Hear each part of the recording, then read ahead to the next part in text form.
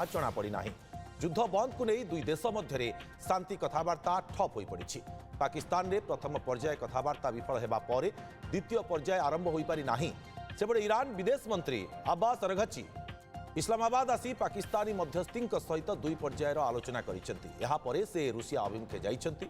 से रूस राष्ट्रपति व्लादिमीर पुतिन सहित कथबार्ता करेंगे बोली जनापड़ी।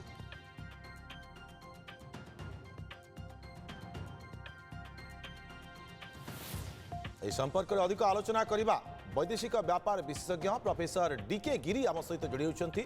प्रोफेसर गिरी आपन को स्वागत करुच्ची आलोचना को। प्रोफेसर गिरी जो भाव में मध्य प्राच्य उत्तेजनार स्थिति थमिबारे ना धरुनी किंतु या भितर एक आश्वस्तिर खबर यह कहुई पारे कि जितेबाला तेहरान गोटे नुआ प्रस्ताव देछि।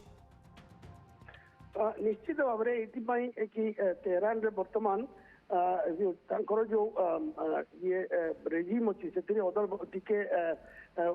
पुथल होती कहीं जी खमीनीर पुओ जी सी तो कौन सक्रिय नुहति जो ईरान जो प्रेसिडेंट पजकियान बोली सी बर्तमान इनिशिएटिव नौकरी तेणु जना पड़ुछि जे शांति हो पारे बोली कहीं पजकियान जड़े